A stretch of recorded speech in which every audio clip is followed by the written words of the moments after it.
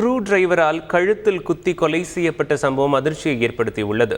கோவை சிங்காநல்லூரைச் சேர்ந்த பாக்யராஜ் என்பவர் ஆனையங்காடு பகுதியைச் சேர்ந்த பெண் ஒருவருடன் தகாத உறவில் இருந்ததாக கூறப்படுகிறது. சம்பவத்தன்று அப்பெண்ணின் வீட்டில் பாக்யராஜ் இருந்தபோது அங்கு வந்த கதிர்வேல் என்பவருடன் பாக்யராஜுக்கு தகராறு ஏற்பட்டுள்ளது. தகராறில் வீட்டிலிருந்த ஸ்க்ரூ டிரைவரால் பாக்யராஜின் கழுத்தில் குத்தி அவரை கதிர்வேல் கொன்றது பெரும் அதிர்ச்சியை ஏற்படுத்தியுள்ளது. விசாரணையில் பாக்யராஜ் தகாத உறவில் இருந்த பெண்ணுடன் சில வருடங்களுக்கு முன்பு கதிர்வேலுக்கு பழக்கம் இருந்ததாகவும், இடையே இருவரும் கருத்து வேறுபாடு ஏற்பட்டு பிரிந்ததால் அதன் பின் பாக்யராஜுக்கு பழக்கம் ஏற்பட்டதாகவும் கூறப்படுகிறது. இதனால் கதிர்வேலை பார்க்கும் போதெல்லாம் பாக்யராஜ் கேலி செய்து வந்ததாக கூறப்படும் நிலையில் கொலை அரங்கேற்றப்பட்டது தெரியவரவே கதிர்வேலை கைது செய்த போலீசார் அவரிடம் தீவிர விசாரணை மேற்கொண்டு வருகிறார்கள். செய்திகளை உடனுக்குடன் தெரிந்து கொள்ள உடனே சப்ஸ்கிரைப் பண்ணுங்க.